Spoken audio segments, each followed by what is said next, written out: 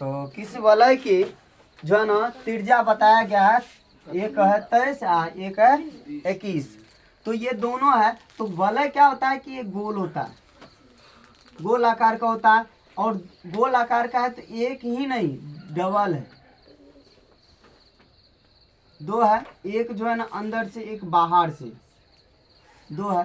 तो ये जो अंदर से है और बाहर से, तो ये अंदर का और बाहर का जो है ना 23 सेंटीमीटर है और अंदर का 21 सेंटीमीटर है।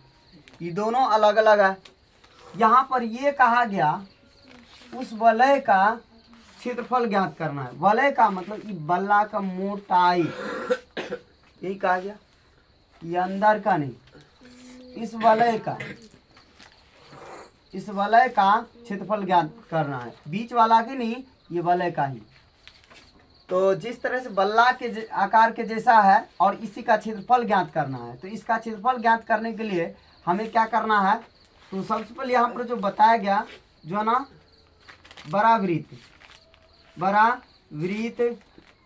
की त्रिज्या, बड़ा वृत्त की त्रिज्या क्या है 23 सेंटीमीटर और छोटा वृत्त की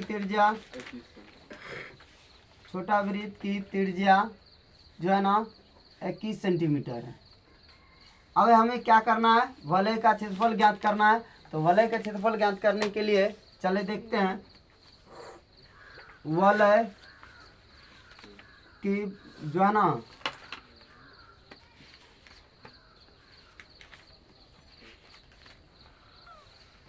वलय का क्षेत्रफल इक्वल क्या हो जाएगा, जिस तरह से वृत्त का क्षेत्रफल होता है वैसे ही होगा, उसी फॉर्मूला बनेगा।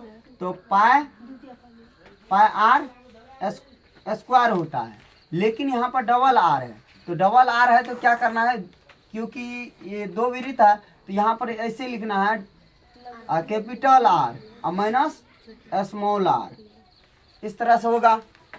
अब हमें यहाँ पर क्या करेंगे, पाई का मान होता है 22/7, उसके बाद यहाँ अंदर में है बारी आर कितना है 23 है।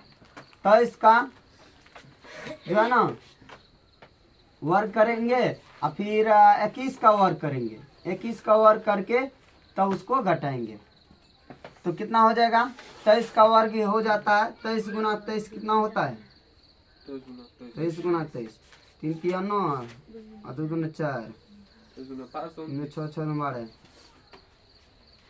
कितना होता है 529। तो यहाँ पर 529 होता है। उसके बाद आगे है जो है ना 21 गुना 21 441 होता है, 441 होता है।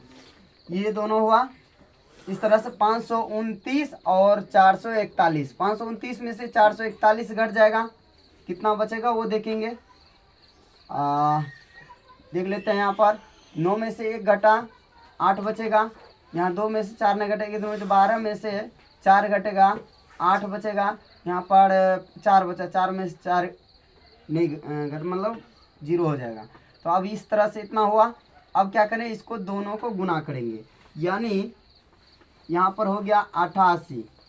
88 गुना 22 पहले कर देते हैं, 88 गुना 22 तो 8 दूना 16, 8 दूना 16 17।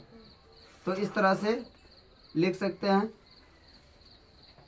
7 6 13 8 1 9, यानी हो गया इसका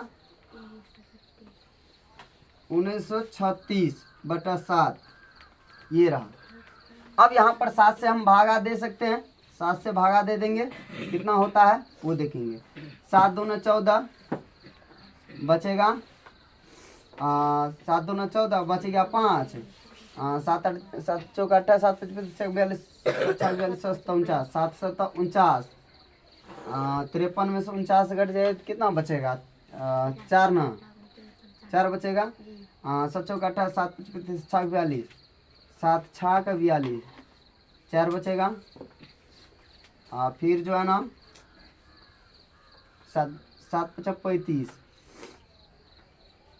उसके बाद फिर जो है ना 5 बचेगा, 7 35 6 42 47 7 47 इतना ही रहने थे, उससे ज़्यादा और पॉइंट में आएगा लेकिन उतना नहीं रखेंगे। तो ये रहा आपका आंसर सेंटीमीटर में, वर्ग सेंटीमीटर में आंसर ये रहा।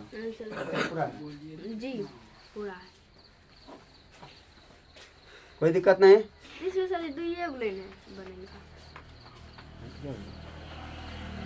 तो कहा गया क्या कि उस त्रिभुज का क्षेत्रफल ज्ञात करें जिसके शीर्षों के निर्देशांक इस तरह से दिया हुआ है।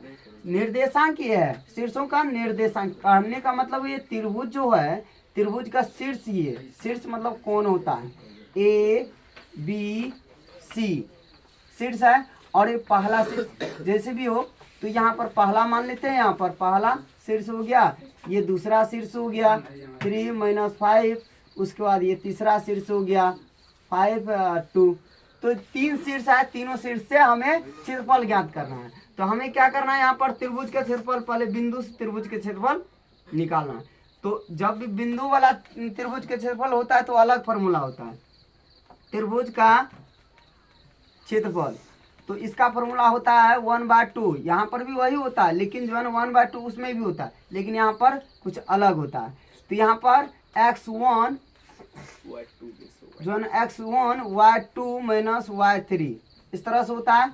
अब फिर x2 यहाँ पर x1 है, x2 यहाँ पर होगा, फिर y3 - y1 होता है, फिर x3 होगा यहाँ पर y1 और y2 होगा। इस तरह से ये फॉर्मूला रहा। तो जैसे जानते ही हैं, इसको कहते हैं x1 y1, इसको कहते हैं x2 y2, x को कहेंगे x3 y3। या इधर से गिनती करो 1 2 3, या इधर से गिनती करें, इधर से भी कर सकते हैं। तो यहाँ पर 1 2 3 है, तो इस तरह से हमें अब बैठाना है इस पर फॉर्मूला पर। यहाँ x1 किसको माने, ये -5 है। उसके बाद जो है ना y2 कितना है, y2 -5 है, -5 है। और y3 कितना है, 2 है, 2 लिखेंगे। फिर प्लस x2 कितना है, x2 कितना है, 3 है, 3 लिखेंगे। y3 कितना है, y3 2 है, 2 लिखेंगे। फिर y1 कितना है, y1 है -1, तो -1 भी लिखेंगे। उसके बाद जो है ना x3 कितना है, x3 5 है, 5 लिखेंगे। और y1 कितना है, -1 है, फिर y2 कितना है, -5 है। इस तरह से अब हमें इसको हम इसको हल करते हैं। हल करने के बाद देखेंगे क्या प्राप्त होता है। अब यहाँ पर देखें -5 का 5 ये लिखेंगे। पहले इसको घटा लेते हैं सबको, तो माइनस तो माइनस ही रहता है, लेकिन प्लस मतलब ये गुना रहेगा तब माइनस प्लस होता है, लेकिन यहाँ प्लस जोड़ है तो इसलिए दोनों जुट जाएगा, माइनस ही दोनों है। तो 5 2 7 होगा, तो यहाँ पर गुना का चिन्ह होता है इसके कोष्ठ के बगल में, -7 होगा, -7। उसके बाद यहाँ पर चले, यहाँ पर भी क्या होगा, माइनस में जब भी एक जगह 2 माइनस होता है तो वो प्लस हो जाता है। तो क्या हो जाएगा, 2 1 3 हो जाएगा, 3 गुना 1 ये 3 तो पहले से ये 3 होगा। उसके बाद जो है ना यहाँ पर चले 5 गुना यहाँ पर कितना हो जाएगा, ये माइनस प्लस हो जाएगा, यहाँ पर माइनस हो गया, ये प्लस हो गया, 5 में से 1 घट गया, 4 बच गया। अब इसको क्या करेंगे, गुना करेंगे। अब गुना करके देखते हैं, 7 5 35 यानी माइनस प्लस हो जाएगा, 7 5 35, क्योंकि यहाँ पर गुना है इसलिए माइनस प्लस होता है। उसके बाद 3 3 9, उसके बाद यहाँ पर क्या हो जाएगा, 5 का 20 हो जाएगा। तो अब इसको सबको जोड़ेंगे, जोड़कर उसके बाद जो है ना 2 से भाग देंगे। यहाँ पर पहले जोड़ लेते हैं सबको, 9 5 14, यहाँ पर हो गया 2 3 2 5 5 1 6। अब ये इतना हुआ, अब 2 से भागा देंगे इसमें तो कितना हो जाएगा, 32 हो जाएगा। ये आंसर कंप्लीट हो चुका है, इसमें कोई दिक्कत नहीं, एंड नो प्रॉब्लम, कोई डाउट नहीं। Thank you, good.